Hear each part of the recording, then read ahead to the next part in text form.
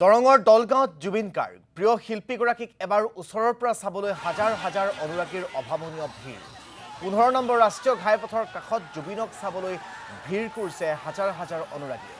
দলগাঁৱৰ এটা অনুষ্ঠানলৈ গৈছিল জুবিন গাৰ্গ দুপৰীয়াৰ পৰা নিশালৈ জুবিন গাৰ্গৰ বাবে অপেক্ষা কৰি থাকে অনুৰাগীয়ে গুৱাহাটীত সাংবাদিকৰ ওপৰত আৰক্ষীৰ বৰ্বৰতাৰ ঘটনা সন্দৰ্ভত প্ৰতিক্ৰিয়া জুবিন গাৰ্গৰ প্ৰতিবাদ সকলো ঠাইতে হয় প্ৰতিবাদ ময়ো কৰোঁ প্ৰতিবাদ হ'বই এনেধৰণৰ ঘটনা সংঘটিত হ'ব নালাগিছিল বুলি মন্তব্য জুবিন গাৰ্গৰ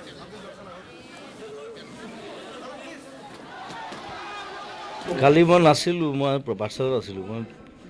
নিউজটো মই এতিয়াহে গম পাইছোঁ মই কথাটো গতিকে এতিয়া কেনেকুৱা ধৰণে প্ৰশাসনে কেনেকৈ চম্ভালিছে কি বা তাত ঘটনা পৰিঘটনা আছিলে মই গোটেইখিনি নাজানো গতিকে মই কমেণ্ট দিবলৈ নোৱাৰিম সেইটো কথাত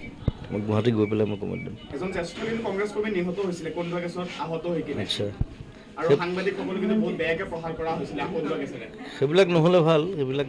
মানে পলিটিকেল ইছ্যু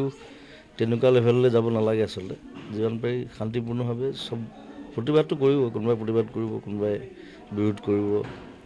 চব গোটেইখিনি বস্তু বেলেঞ্চ হৈ থাকিলে সকলো দেশখনৰ কাৰণে ভাল গুৱাহাটীত কোনো দল বা সংগঠনে প্ৰতিবাদ কৰিব